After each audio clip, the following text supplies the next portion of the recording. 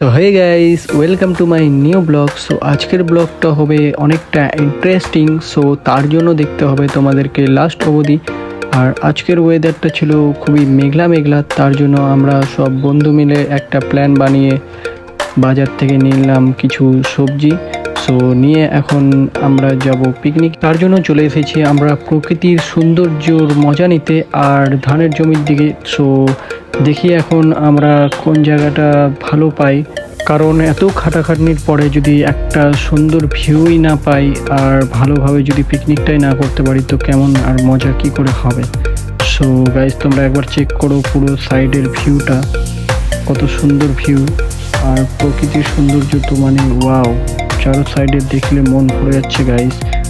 So finally আমাদের decision হলো এই জায়গাটা, যে এই জায়গাটাতে পিকনিক হবে। আর এখানে আছে 3টে কদম গাছ। সো এখন টেন্টে যা যা জিনিসপত্র লাগে সো সেইগুলো এক এক করে বের করে নিচ্ছে। আর খুবই তাড়াতাড়ি আমরা কাজগুলো সেরে নেব, কারণ বৃষ্টি আসারও সম্ভাবনা আছে আর অনেকগুলোই কাজ বাকি আছে।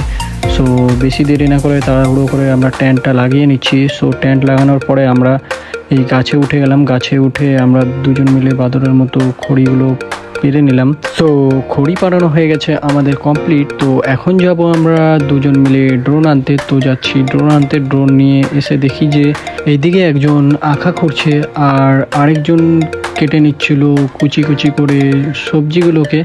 আর আমরাও বেশি দেরি না করে আমরা ধরিয়ে নিচ্ছিলাম আখাতে আগুন। সো প্রচণ্ড হাওয়া দিচ্ছিল, তার জন্য আগুনটা ধরতে যাচ্ছিল না। সো ফাইনালি আগুন ধরে গেছে আখাতে। সো বেশি দেরি না করে তারপরে বসিয়ে নিল কড়াইটা। সো এটা সবাই এখন ভেজে নেবে চপ আর পাঁপড়, আর এ উড়াবে এখন ড্রোন। সো গাইস, উপর থেকে ভিউটা কেমন লাগবে তোমরা অবশ্যই কমেন্টে জানাও। সো এখন তোমরা ড্রোন শটের মজা নাও গাইস।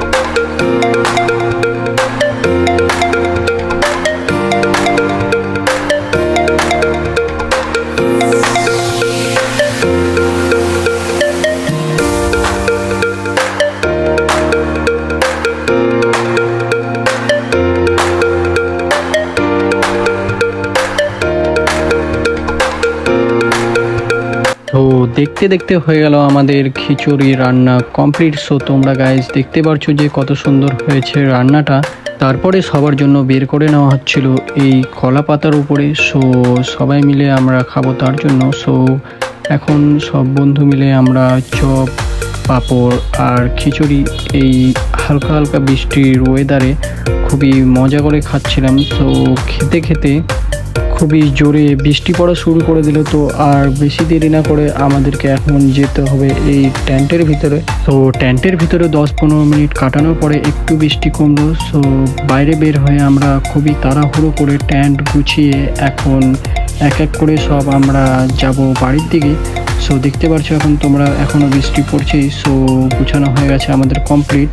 তো চলো এখন বৃষ্টির মধ্যে ভিজে ভিজে যাওয়া যাক বাড়ির দিকে। সো ফাইনালি চলে এলাম বাড়ির দিকে। সো দেখা হবে নেক্সট ব্লগে। আজকের মতন এতটুকুই। সো কেমন লাগলো গাইস অবশ্যই তোমরা কমেন্টে জানাবা।